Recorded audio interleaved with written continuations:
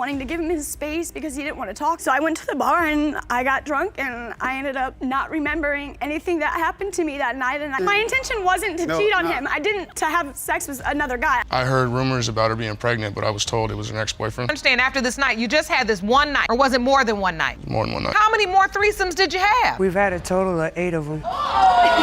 It was like 8 years off and on, but it wasn't like... 8 years off and on? Yes.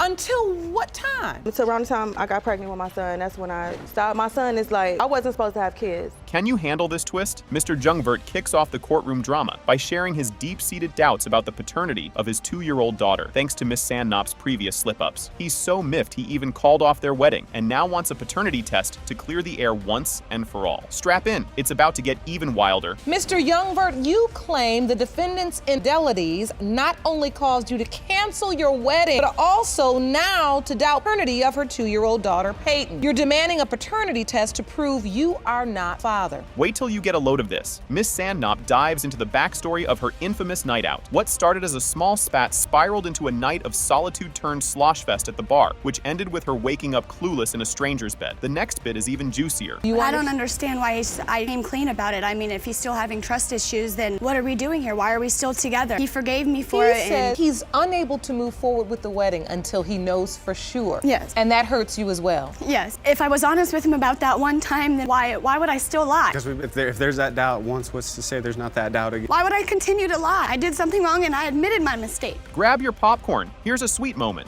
Flashback to the happier times when the couple found out they were expecting. They reminisce about sharing the news and the impromptu proposal that followed, a brief interlude of joy amidst the chaos. But don't get too comfy. The plot thickens right after this. When I found out that she was pregnant, at first I thought it was a joke, but then, like 5 minutes into the conversation, I sent him a picture of the paper of the HC positive test that the doctor had given me. That was the happiest day of my life. And he called me immediately after bawling.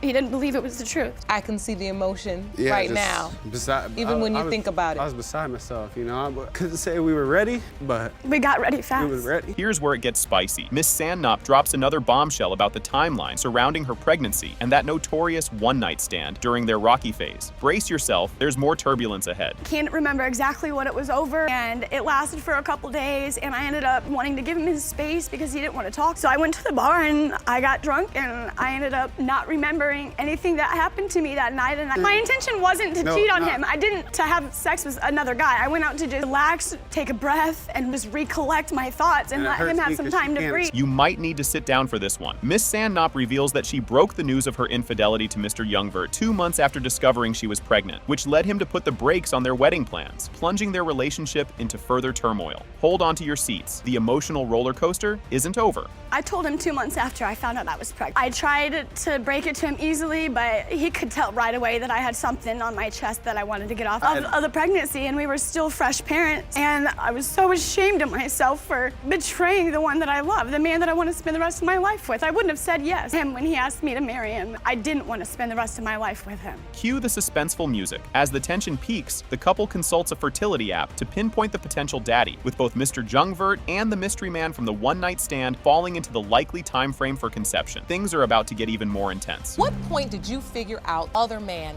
may be the father? We went through the I got app. up on this app and we just started punching in the days. I have it right here. I can present this to you if you don't mind. I would like to see it, please. It's about... So you went back to this app that you discovered. Yes. Tell me what this shows me. In yellow are the dates you were ovulating. And then in blue are the dates you were intimate with Mr. Jungvert. Yes, Your Honor. Guess what comes next? The plot thickens as trust issues take center stage again. Mr. Jungvert confesses he only sort of trusts Miss Sandknopf, citing several suspicious late-night texts that keep him up at night. The truth serum is just around the corner, so stay tuned. I trust him 100%. I've gotten over his... Do you trust her, Mr. Jungvert? No, he doesn't. Not wholeheartedly. Well, you asked the court for a lie detector, and that lie detector test was administered. Say you trust her to an extent. In the beginning, even while she was pregnant with our daughter, she would get texts saying from random numbers. These aren't numbers that are named in her phone, like, "Are you up? Is Dustin around? question mark, you know, and then I'd be awake, I'd catch this. The moment of truth is here. The courtroom holds its breath as the lie detector results are revealed, proving Miss Sandnop's fidelity post-incident. The relief is temporary, though, because the paternity question still hangs in the balance. But wait, the biggest bombshell is about to drop. Miss Sandnop, you met with a licensed polygraph expert, and what do you believe we will find out? That I'm telling the truth, 110%. Miss Sandnop, you were asked if you had sexual relations with anyone other than Mr. since the one-night stand you admitted to. You said no. The lie detector determined that was truth. I told you. Get ready for the grand finale. As everyone leans in, the paternity test results are finally unveiled. It has been determined by this court. Mr. Youngver, you are the father.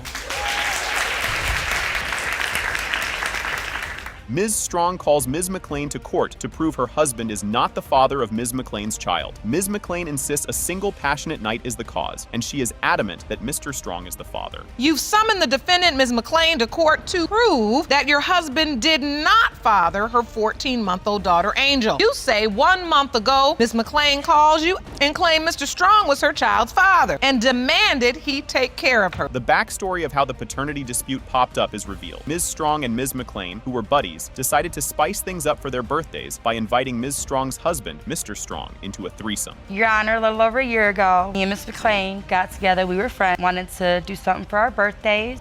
We had discussed doing a threesome, which it was something my husband had always wanted to do, and I figured if I did it with him, then you and Ms. he'd get out his McClain system. got together to talk about this. Yes. For your birthdays. Yes, Your Honor. So we went back to our apartment and discussed it with Mr. Strong, and he was resistant at first. Had a threesome, had a good time that night. Mr. Strong shares his initial reservations about the threesome due to his history of poor decisions and fears of being set up. He also let slip that they didn't stop at one. They had a total of 8 threesomes. Because prior to our first months of our relationship, I made a lot of bad decisions. And when she approached me with this conversation, I thought it was another setup. You thought it was a setup, so you reluctantly agree. Yes, ma'am. I heard rumors about her being pregnant, but I was told it was an ex-boyfriend. Understand, after this night, you just had this one night, or was it more than one night? More than one night. How many more threesomes did you have? We've had a total of 8 of them.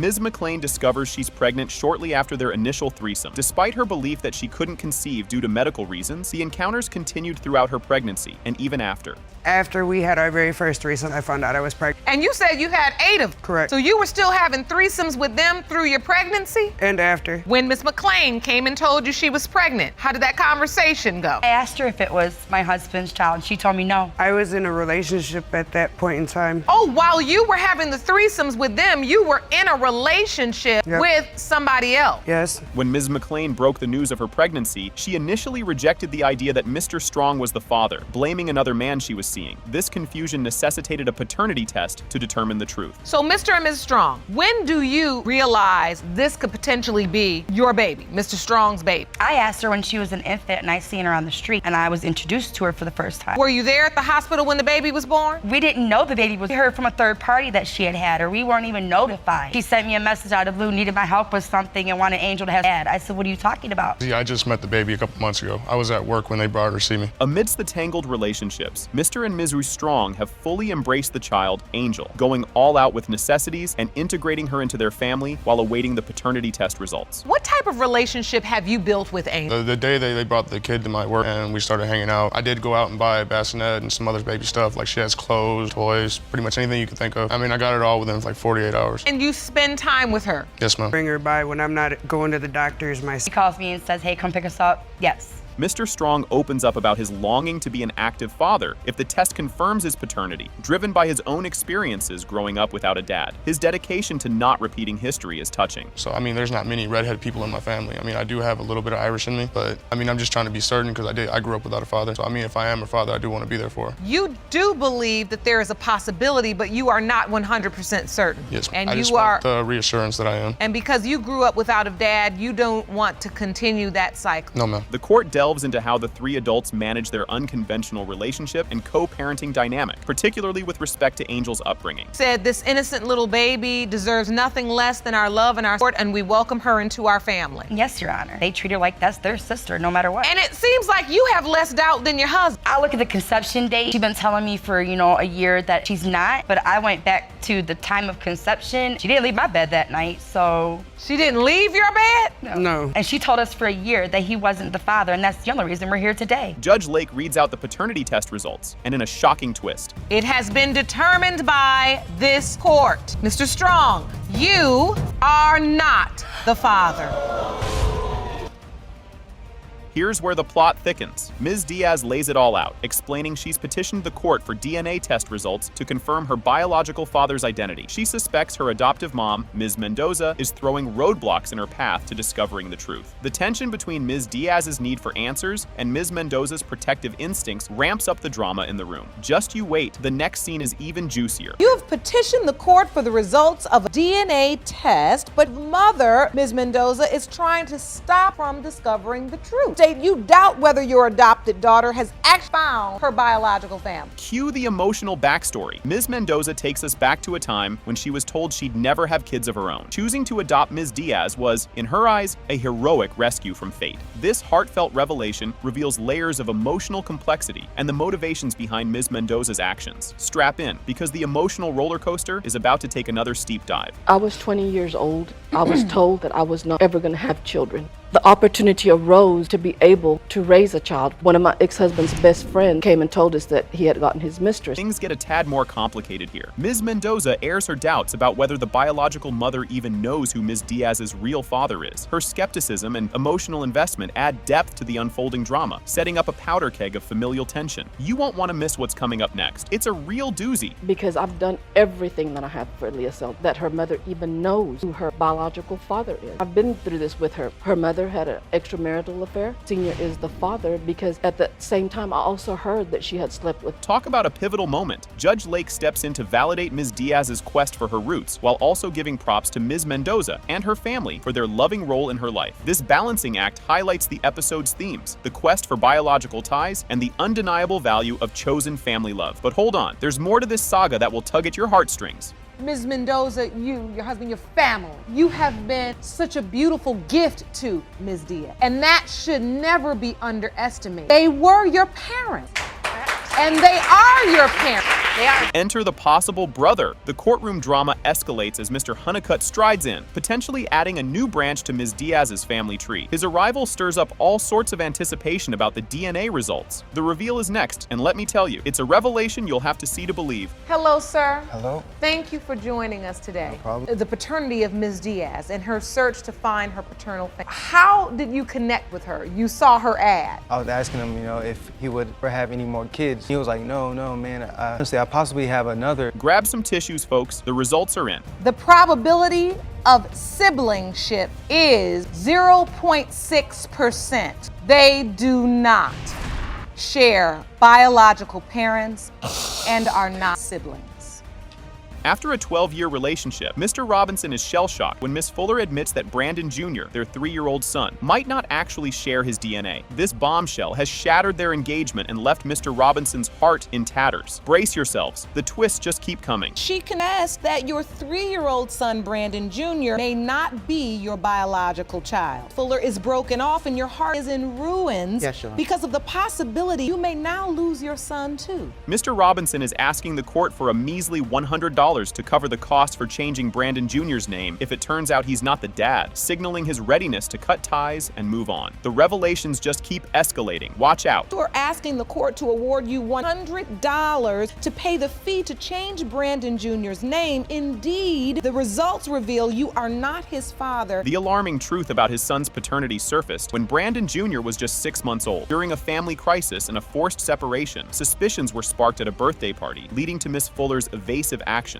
and a troubling silence. What unfolds next will make your jaw drop. So you all were in a relationship. We were in a relationship. Baby was born. Yep, 6 months in, we had to move. We fell on some hard times. Okay. Effectively, we moved back to, she moved back to her mom. It just so happened to be a birthday party also. I take him to the birthday party. Later on, after the party is over, I drop him off. Miss Fuller tearfully admits to spending a week with the potential biological father, which led to Mr. Robinson's heartbreaking suspicion. His world turned upside down as he started questioning his son's resemblance to himself. The emotional roller coaster is just getting started. I had left to go be with the guy that I thought that could be his father.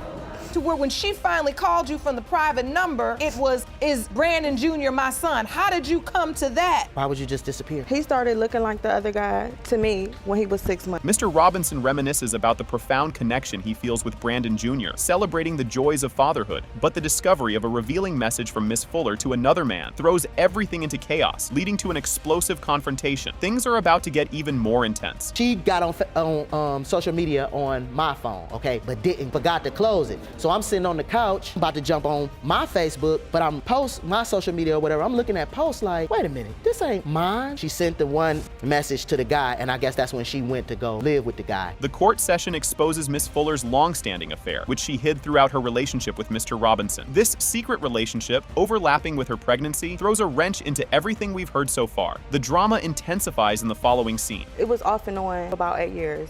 Around the time It went on for how long? it was like 8 years off and on, but it wasn't like 8 years off and on? Until what time? Until around the time I got pregnant with my son, that's when I stopped. My son is like, I wasn't supposed to have kids. The truth about Miss Fuller's 8-year on and off affair surfaces, stunning both Mr. Robinson and the courtroom. This clandestine relationship, aligning with her time of conception, casts significant doubts over Brandon Jr.'s paternity and complicates the emotional and legal landscape even further. Next up, the climax you've been waiting for. It's the calendar that indicates you've been with Mr. Robinson. In 2004, you meet the other potential father. Then you have a little break in 2005. 2006, you reconnect with that other potential father. Mr. Brandon Robinson Sr., you are his father.